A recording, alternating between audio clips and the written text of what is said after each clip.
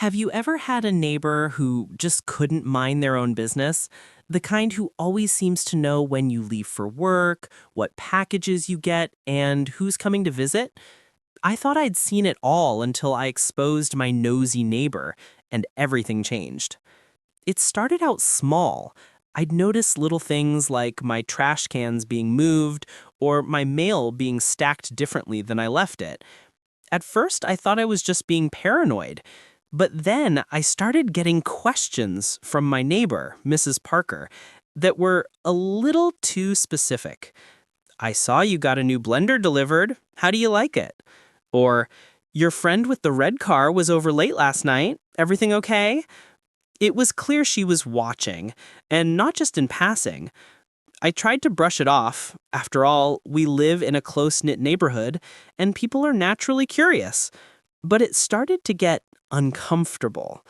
I'd catch her peeking through her blinds when I left the house, or standing outside watering her plants for the third time that day, always when I was in the yard. My friends started to notice too, and it became a running joke. There's Mrs. Parker, neighborhood watch. But the joke stopped being funny when I started getting anonymous complaints to the HOA. Suddenly, I was getting violation notices for things like leaving my porch light on too late or having too many guests. The complaints were always vague, but the timing was suspicious. Every time I had company or a package delivered, a new notice would show up. I knew it had to be Mrs. Parker, but I had no proof. That's when I decided to get to the bottom of it. I installed a security camera above my front door, not to catch criminals, but to see what was really going on. Within a week, I had my answer. The footage showed Mrs. Parker walking up to my porch, peering at my packages, and even taking photos of my front yard. She'd walk away, phone in hand, and within a day or two, another complaint would arrive. Armed with the footage, I decided to confront her. I wanted to be calm and neighborly, so I invited her over for coffee. At first, she acted like nothing was wrong, chiding about the weather and the latest HOA news. But when I showed her the video, her face changed. She stammered, tried to deny, then finally admitted she'd been keeping an eye out for the neighborhood. She claimed she was just trying to help, but I told her it felt invasive and that I wanted it to stop. I thought that would be the end of it, but I was wrong. The next week, I got a letter from the HOA. This time, Mrs. Parker had filed a complaint about my surveillance equipment. She claimed it was a violation of community guidelines. I checked the rules, and while there were restrictions on cameras facing other people's property, mine was pointed only at my own porch and driveway. I went to the next HOA meeting, footage in hand. I explained the situation, showed the video, and asked for clarification on the rules. The board reviewed the footage and agreed that my camera was within the guidelines. They also noted the pattern of complaints and decided to have a private conversation with Mrs. Parker about her behavior. Word got around the neighborhood, and suddenly I wasn't the only one sharing stories. Other neighbors admitted they'd had similar experiences. Packages moved, notes left on their doors, or complaints filed for minor issues. It turned out Mrs. Parker had been watching out for everyone, and not everyone appreciated it. The HOA decided to send a reminder to all residents about respecting privacy and using the complaint system responsibly. They also encouraged neighbors to talk to each other directly before involving the board. Mrs. Parker kept her distance after that, and the complaint stopped. My friends and I joke that the neighborhood watch had finally retired. But the experience taught me a lot. First, trust your instincts. If something feels off, it probably is. Second, document everything. Having proof made all the difference when it came time to defend myself. Third, don't be afraid to stand up for yourself, even if it means having an uncomfortable conversation. And finally, remember that most people just want to feel safe and connected, but there's a line between being neighborly and being nosy. Since then, the neighborhood has felt a lot more relaxed. People wave, chat, and mind their own business. I still have my camera, but now it's just for peace of mind. And Mrs. Parker? She still waters her plants, but now she does it with a smile and a wave, not a suspicious glance. So if you ever find yourself dealing with a nosy neighbor, remember, you have the right to your privacy. Set boundaries, communicate clearly, and don't be afraid to use technology to protect yourself. And who knows? Maybe your story will have a happy ending too. After the HOA meeting, things in the neighborhood started to shift. For the first time in a long while, people were talking openly about what had been going on. It was as if my experience with Mrs. Parker had given everyone permission to share their own stories. At the next block party, neighbors swapped tales of mysterious notes left on their doors, unexplained footprints in their flower beds, and the feeling of being watched whenever they stepped outside. Some laughed it off, but others admitted it had made them anxious in their own homes. I realized that Mrs. Parker's behavior wasn't just about me. It was about a culture of surveillance that had crept into our community. Maybe it started with good intentions, but it had crossed a line. People were tired of feeling like they were under a microscope, and the HOA's reminder about privacy seemed to give everyone a little more breathing room. But not everyone was happy about the change. A few residents, especially those who had relied on Mrs. Parker for updates about the neighborhood, felt uneasy. They worried that without someone keeping an eye out, things might get out of hand. There were rumors about a car break-in a few streets over, and some people wondered if the camera I had installed was part of the problem or the solution. I decided to address these concerns head-on. I invited a local police officer to our next neighborhood meeting to talk about real safety tips. Things like locking doors, installing proper lighting, and getting to know your neighbors. The officer explained that while being aware of your surroundings is important, there's a difference between looking out for each other and invading each other's privacy. He encouraged us to build trust, communicate directly, and use technology responsibly. The conversation was eye-opening. People started to see that safety and privacy aren't opposites. They go hand in hand. We agreed to set up a neighborhood group chat where people could share concerns, ask for help, or just say hello. The tone shifted from suspicion to support. Instead of whispering about each other, we started talking to each other. Meanwhile, Mrs. Parker kept a low profile. She still tended her garden and waved politely, but the days of peeking through blinds and filing anonymous complaints seemed to be over. I wondered if she felt embarrassed or if she was just relieved to let go of the responsibility she'd taken on herself. Either way, the neighborhood felt lighter. But the story didn't end there. A few weeks later, I got a knock on my door. It was Mrs. Parker, holding a plate of cookies.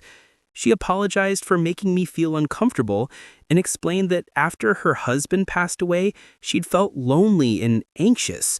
Watching the neighborhood had become her way of coping, but she realized now that it had gone too far. She thanked me for being honest with her and said she was working on finding new ways to connect with people. Her honesty surprised me. I invited her in and we talked for a while. She told me about her family, her love of gardening, and her worries about getting older. I shared some of my own challenges, and we found common ground. By the end of the conversation, we weren't just neighbors, we were friends. That experience changed my perspective. I realized that sometimes the people who seem the most difficult are the ones who need connection the most. Mrs. Parker wasn't a villain. She was a person dealing with her own pain, just like the rest of us. By confronting the problem directly, I'd not only protected my privacy, but also helped someone else find a better way to belong. The neighborhood continued to evolve. The group chat became a place for sharing everything from lost pets to bake sale announcements. People started organizing potlucks, movie nights, and even a community garden. The sense of community grew stronger, and the old culture of suspicion faded into the background. Looking back, I'm grateful for the way things turned out. Exposing my nosy neighbor wasn't just about catching someone in the act, it was about starting a conversation, setting boundaries, and building trust. It was about turning a negative experience into an opportunity for growth, both for myself and for the whole neighborhood. If you're dealing with a nosy neighbor, here's what I learned. First, trust your instincts. If something feels off, pay attention. Second, document what's happening. Having proof makes it easier to address the issue. Third, communicate directly and calmly. Most people respond better to honesty than to confrontation. Fourth, involve your community. Chances are you're not the only one affected. And finally, be open to understanding where the other person is coming from. Sometimes the solution is as simple as a conversation. The story of how I exposed my nosy neighbor taught me that every challenge is an opportunity to build something better. Whether it's a safer neighborhood, a new friendship, or just a little more peace of mind, the outcome is worth the effort. As the weeks turned into months, the neighborhood truly began to feel different. The tension that once lingered in the air was replaced by a sense of camaraderie. People who used to keep to themselves started waving hello, stopping for quick chats, and even offering to help with yard work or errands. The group chat became a lifeline for everything from lost pets to last-minute babysitting. It was as if the act of exposing the nosy neighbor had broken a spell. Suddenly, everyone realized that community wasn't about watching each other, but about supporting each other. Mrs. Parker, for her part, became a surprising ally. She started using her attention to detail for good, organizing a neighborhood watch that focused on real safety concerns instead of personal gossip. She worked with the local police to set up a crime prevention seminar and even helped coordinate a block party. Her transformation was a reminder that people can change, and that sometimes all it takes is a little understanding and a second chance. But not everything was perfect. There were still disagreements about parking, about noise, about whose turn it was to mow the shared green space. But now, instead of anonymous complaints or whispered rumors, people talked things out face to face. The HOA board, seeing the positive changes, updated the community guidelines to encourage direct communication and discourage frivolous complaints. They also set up a mediation process for disputes, so issues could be resolved before they escalated. One of the most rewarding outcomes was the way people started looking out for each other in meaningful ways. When a neighbor's car was broken into, the group chat lit up with offers of help and security camera footage. When a family had a new baby, meals appeared on their doorstep for a week. When someone lost a job, others shared job leads and offered to help with resumes. The sense of connection was real, and it made the neighborhood feel safer and more welcoming than ever before. I also noticed a change in myself. I felt more confident, more willing to speak up, and more invested in the place I called home.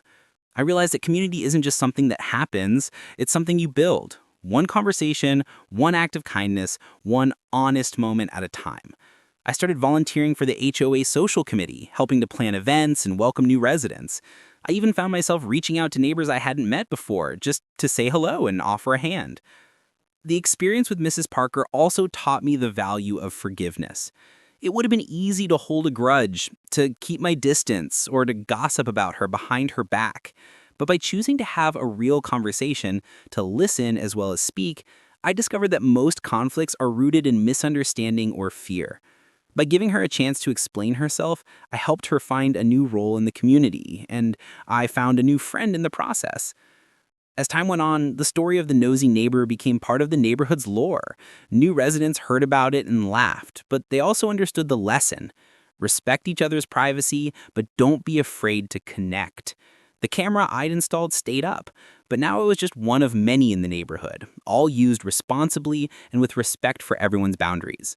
Looking back, I realized that exposing my nosy neighbor wasn't just about protecting my own privacy, it was about setting a standard for the whole community. It was about showing that you can stand up for yourself without creating enemies, that you can solve problems without escalating them, and that you can turn a negative situation into something positive. If you're dealing with a nosy neighbor or any kind of neighborhood drama, remember this. Start with a conversation, not a confrontation. Document what's happening, but also be willing to listen. Get your community involved and look for solutions that benefit everyone. And above all, don't let fear or frustration keep you from building the kind of neighborhood you want to live in. The story of how I exposed my nosy neighbor and what happened next taught me that every challenge is an opportunity for growth.